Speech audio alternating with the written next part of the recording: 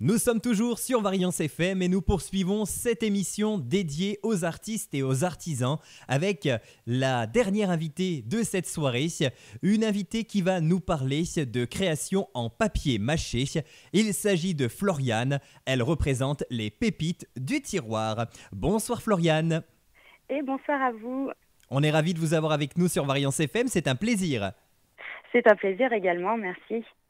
Écoutez, en tout cas, j'ai plein de questions à vous poser sur vos créations, mais dans un premier temps, qu'est-ce qui vous a donné envie de travailler le papier mâché ?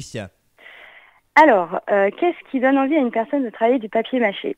Alors pour ma part, ça a été vraiment, ça a commencé par une reconversion professionnelle où je voulais vraiment être en accord avec mes valeurs et puis mon côté artistique.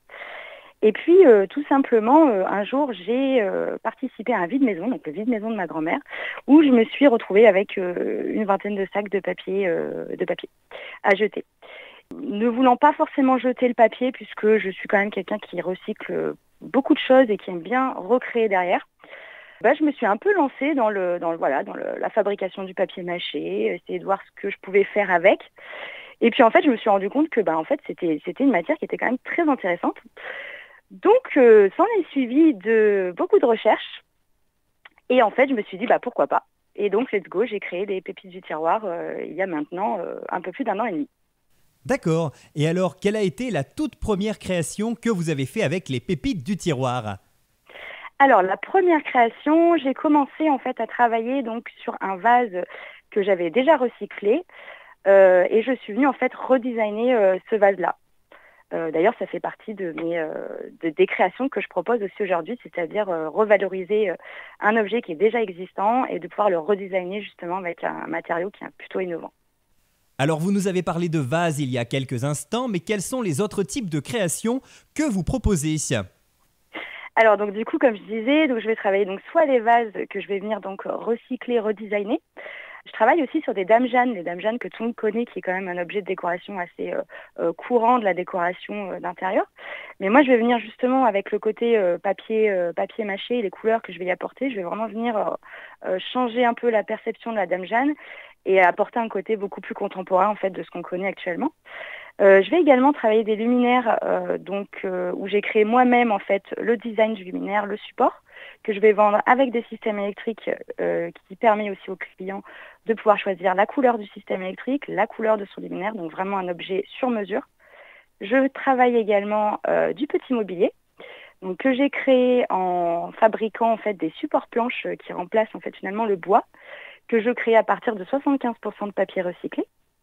Et du coup que je travaille soit avec des piètements issus du recyclage, soit avec des piètements fabriqués en France. Je fais également, là c'est la dernière petite partie, je fais beaucoup de choses, mais je fais aussi de la décoration murale. Donc je me suis rapprochée un petit peu des carreaux de ciment qu'on connaît, sauf qu'au lieu de mettre 100% de ciment, je suis venue rajouter en fait 60% de papier recyclé. Ce qui permet en fait d'avoir un matériau qui va être plus léger, et qui va avoir du coup le côté innovation du résultat, de la matière du papier dans ce produit-là, donc sur un mur, en décoration, etc. D'accord, ah oui, effectivement, vous faites pas mal de créations diverses et variées pour le coup. Exactement. Et alors, comment vous procurez-vous votre matière première ? Il faut savoir que du coup, par rapport à mon petite histoire de mes 20 sacs de papier au tout début de mon projet, ça m'a fait quand même un stock de 6 mois. Donc, en fait, on ne se rend pas compte, mais c'est vrai que finalement, moi, je n'ai pas spécialement besoin d'énormément de papier pour créer. Alors, il en faut évidemment, mais pas tant que ça. Donc, en fait, il suffit. Pour l'instant, j'ai ma propre consommation personnelle. J'ai mon entourage familial qui m'en donne aussi. Après, j'ai aussi mon réseau professionnel qui de temps en temps m'appelle en me demandant Flo, tu as besoin de papier? Oui, évidemment. Je dis jamais non. Je travaille aussi avec des entreprises, donc qui me permet aussi d'avoir du papier qui est déjà broyé. Donc ça me gagne aussi un peu de temps. C'est vrai que ce qui est assez intéressant dans tout ça, c'est que j'ai plusieurs possibilités de récupérer du papier, et donc ça me donne aussi la possibilité d'avoir plusieurs couleurs et donc plusieurs résultats différents. D'accord. Et alors, peut-on vraiment créer n'importe quoi et n'importe quel type d'objet avec du papier mâché ? Moi, je dirais qu'on peut créer tout type d'objet. Si on intègre en fait d'autres matériaux, comme par exemple quand on fait de la sculpture, on va ajouter une base en ferraille pour avoir la solidité et la base d'accroche pour que le papier puisse tenir et sécher. Par exemple, là, pour les carreaux, j'ai utilisé du ciment pour les carreaux décoratifs. En faisant les bonnes recherches, finalement, je pense qu'on peut à peu près obtenir tout type d'objet. D'accord. Et alors le papier mâché est-il aussi avantageux à travailler que d'autres matières? Alors, je dirais que chaque matériau a ses avantages et ses inconvénients. Pour le papier, la seule contrainte, ça serait le temps de séchage. Mais finalement, il suffit d'une bonne organisation pour pouvoir gérer ce temps de séchage. Finalement, c'est une matière qui est quand même unique, qui est quand même innovante. On est sur une matière qui est très abondante finalement, qui va être recyclée, recyclable, légère, isolante. Donc en fait, pour moi, c'est forcément avantageux. Et puis d'un point de vue environnemental, on a un circuit court et voilà, ça nous permet de réduire l'empreinte carbone. Donc en fait, est-ce qu'il est aussi avantageux? Oui, pour moi, oui, c'est sûr. D'accord. Et alors comment se passe le façonnage du papier mâché? Quelles sont les méthodes et les outils que vous utilisez? Donc moi, je vais stocker mes papiers dans des gros bidons hermétiques de jardinier. D'une, parce que ça prend de la place. Donc du coup, ça me permet aussi de les mettre à l'extérieur et de les avoir quand même secs. Je vais du coup procéder d'abord à une période de trempage. Donc ça va durer environ 48 heures. Suite à ça, je vais venir accélérer en fait le processus de décomposition, on va dire, en le mixant. Pourquoi je vais venir le mixer? Parce qu'en fait, selon le résultat que je veux sur mon luminaire, soit je vais le mixer vraiment intensément pour avoir vraiment une pâte. Vraiment, quand je veux des couleurs claires, je vais vraiment travailler une pâte plutôt lisse. Si je veux que le papier ressorte un peu plus et que la couleur des papiers ressorte un peu plus, je vais le mixer un peu plus grossièrement, on va dire. Des fois, ça m'arrive de faire des créations, de me retrouver avec des petites plaies de papier qui restent. Et c'est assez sympa. C'est ce qui donne aussi ce côté brut, en fait, de la matière du papier recyclé, quoi. Oui, tout à fait. D'ailleurs, j'ai vu vos créations et on remarque que certaines d'entre elles ont quelques imperfections et ça leur donne finalement tout leur charme puisque ça reste Exactement. purement artisanal. C'est aussi ce qui est intéressant dans cette matière, c'est que autant on peut arriver à un résultat très lisse, presque même, j'ai des clients moi qui ont parfois l'impression que c'est de la pierre alors que ça reste du papier, et autant on peut aussi avoir ce côté voilà très brut et très papier quoi. Ouais. D'accord. Et alors, une fois que le papier est broyé, j'imagine qu'il y a toute une étape d'assemblage. J'ai une grosse étape d'essorage.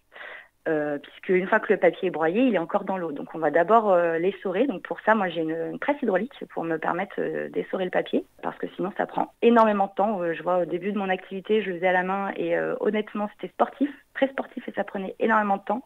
Donc là, la presse hydraulique, c'est vraiment au top. Donc ça me permet aussi d'avoir du temps pour vraiment créer encore plus. Et donc une fois que j'ai mon papier qui est donc bien essoré, je vais venir le mélanger avec de la colle. Et après, donc, soit je vais l'appliquer avec des couteaux de peintre pour tout ce qui est, par exemple, dame Jeanne recyclée. Soit je l'applique avec des spatules et des taloches pour pouvoir lisser, en fait, tout en y mettant une certaine pression. Ah oui, effectivement, donc c'est toute une technique. Et j'imagine qu'après le moulage, il y a toute l'étape de séchage, c'est ça? Oui, exactement. Une fois que j'ai moulé mes créations, il va y avoir un temps de séchage qui va être quand même assez important, qui va varier en fonction des objets. Mais aussi, derrière, je vais avoir une partie de ponçage. D'accord. Ah oui, donc pour lisser un petit peu les objets, malgré le fait qu'il y ait toujours quelques imperfections, effectivement, Exactement. comme je le disais.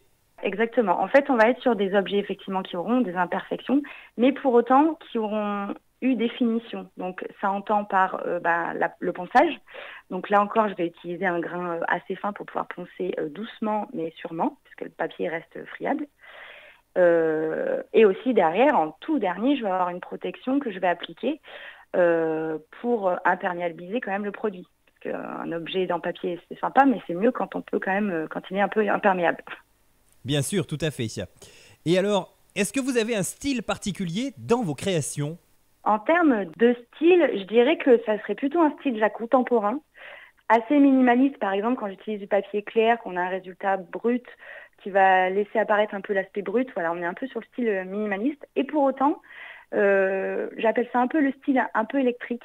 C'est-à-dire que j'aime bien travailler des couleurs qui sont un peu vibrantes, en fait, qui permet de créer vraiment un résultat avec une forte identité, quoi. Donc, du coup, j'aime vraiment travailler le côté doux et brut du papier et avoir un design en fait très singulier, donc vraiment accentuer en fait j'aime quand les objets, quand on rentre dans une pièce, on se dit waouh, voilà. qu'est-ce que c'est cette matière, la couleur est jolie. Enfin, voilà, il faut que ça envoie un peu de l'électricité dans la pièce, il faut que ça vive, quoi. D'accord, et en termes de couleur, est-ce que vous utilisez uniquement la couleur du papier ou est-ce que vous rajoutez parfois un petit peu de peinture peut-être? Je vais utiliser soit le papier naturel, soit effectivement, ça m'arrive de rajouter de la couleur végétale.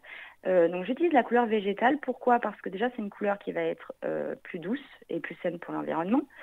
C'est une couleur qui va être plus liquide. Donc en fait, quand je vais la travailler dans la pâte à papier, elle va venir se diffuser. Et en fait, quand j'utilise cette partie-là en couleur végétale, ça va me permettre d'avoir un rendu qui va être un peu plus artistique en fait. C'est comme si je peignais dans mon papier, quoi, en fait. Voilà, je faisais un tableau dans mon propre papier. D'accord, et est-ce que vous avez des motifs en tête lorsque vous peignez justement sur vos créations ou est-ce que vous faites ça un petit peu au feeling finalement?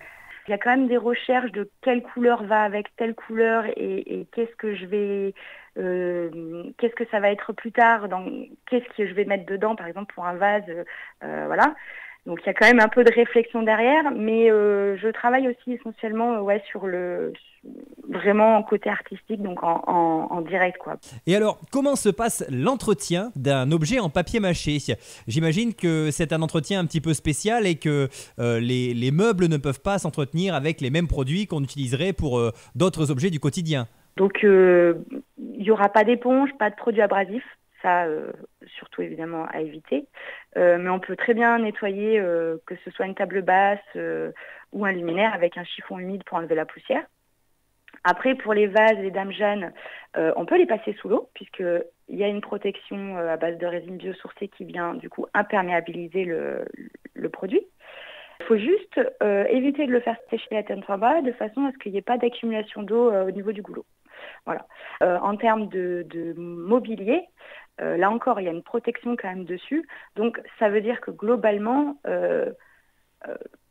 ça rejoint un petit peu, par exemple, une table en bois de hêtre.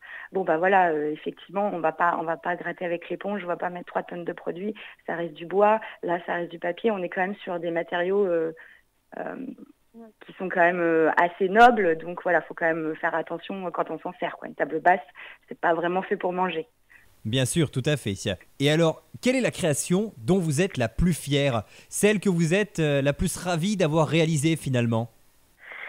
Je suis assez fière de toutes mes créations. Ça révèle un peu l'identité et les recherches que j'ai faites. Donc c'est assez difficile de faire un choix. En revanche, je pense que ce qui me rend le plus fière, en tout cas, c'est plutôt d'avoir osé intégrer le papier recyclé dans la décoration d'intérieur. C'est de pouvoir en fait changer la perception de ce matériau et de réussir en fait à vraiment le mettre en avant et de se dire oui, c'est possible. Il faut l'essayer, il faut oser. Et à partir de là, oui, c'est totalement possible. Et c'est plus ce côté-là, je pense, qui me rend plutôt fière. C'est vraiment d'intégrer le papier, peu importe dans quelle création il sera, en fait.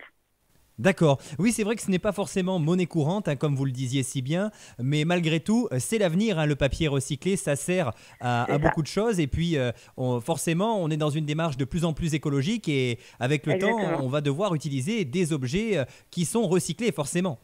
C'est ça. Et puis surtout, la question, c'est plutôt et pourquoi pas, en fait. Et pourquoi pas, si on n'essaye jamais rien, si on ne se pose pas la question de qu'est-ce qu'on peut en faire, qu'est-ce que ça peut devenir, finalement, c'est là où plus rien ne va.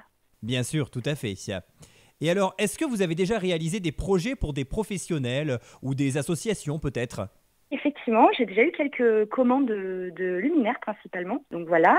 Après, je vais être porteuse de projet pour les élèves de l'école EDZAC. C'est l'école de design de Clermont-Ferrand là pour la rentrée 2025. Donc ça va être aussi très intéressant pour les élèves puisque je vais leur apporter une problématique et eux ils vont m'apporter des réponses. Donc c'est plutôt un travail d'équipe, j'ai envie de dire. En ce moment, je suis aussi sur une collaboration en cours pour une création de vitrines, par exemple. Par contre, en termes d'association, pas encore. Mais ça serait un plaisir de pouvoir avoir de nouveaux projets et d'autres aventures. Eh ben écoutez, en tout cas, chers amis auditeurs, si vous avez des projets à proposer à Floriane, eh bien elle sera ravie évidemment d'y répondre. En tout cas, justement, puisqu'on parle de projets, on va terminer avec une question qui s'y rapporte, j'ai envie de dire, puisque c'est une question qui va permettre de vous retrouver et de vous suivre. Quels sont donc les réseaux sur lesquels vous êtes et est-ce que vous avez éventuellement une boutique, un site internet, des lieux dans lesquels on peut vous retrouver ? Alors effectivement, donc déjà pour commencer, je vais avoir donc le site internet, donc lespépitesdutiroir.fr. Je suis à peu près sur tous les réseaux, donc Instagram, Facebook, LinkedIn et donc même TikTok d'ailleurs, j'ai fini par m'y mettre. Je suis également en train de faire la boutique en ligne sur la marque Auvergne. Et j'ai quelques objets aussi à la boutique, le QG de Beaulieu à Chamalières. Et sinon, j'essaye de faire en fait principalement du présentiel parce que je trouve que c'est aussi très important de pouvoir voir la matière de ses propres yeux, de pouvoir la toucher et de pouvoir constater que finalement c'est solide et ça a quand même de la gueule, quoi. Bien sûr, tout à fait. C'est beaucoup mieux de voir Voilà. les choses en vrai. J'ai eu Exactement. l'opportunité de voir d'ailleurs vos créations lors du salon Made in Auvergne qui a eu lieu en Exactement. novembre dernier et qui aura lieu de nouveau cette année d'ailleurs. Exactement, je compte d'ailleurs, j'y serai au mois de novembre. C'est l'occasion d'aller découvrir tous les travaux de Floriane et puis également d'aller découvrir d'autres artisans ou artistes de notre territoire car ils sont nombreux sur cet événement. Eh bien écoutez Floriane, on vous remercie infiniment en tout cas d'avoir été avec nous. Et c'est moi qui vous remercie et merci aux auditeurs pour vos écoutes. Eh bien écoutez, en tout cas, on était ravis d'en savoir un peu plus sur vos créations et chers amis auditeurs, si vous souhaitez vous procurer l'une de ces créations, on vous rappelle le nom de l'entreprise, c'est les Pépites du Tiroir. En plus, c'est du local, c'est fabriqué près de Clermont-Ferrand, n'hésitez pas. Merci Floriane, on vous dit à très bientôt, vous revenez quand vous voulez. Merci à vous, merci beaucoup. Au revoir. Au revoir, à très bientôt. Et nous, sur Variance FM, on va devoir se quitter. Et oui, toutes les bonnes choses ont une fin. L'émission s'achève donc pour ce soir. Mais rendez-vous dans 15 jours pour la toute dernière émission de Des idées et du goût. Et oui, ça y est, on arrive en fin de saison. Je ne sais pas encore quelle sera la thématique de l'émission. Vous le découvrirez d'ici quelques jours. En attendant, je vous souhaite une très belle soirée à notre écoute. Et d'ici quelques instants, vous retrouverez votre cabanon du soir. Je ne serai pas à vos côtés, c'est Fred qui prend la relève exceptionnellement en compagnie de Janine. Bonne soirée à tous et à toutes et à très vite pour de nouvelles aventures radiophoniques bien sûr.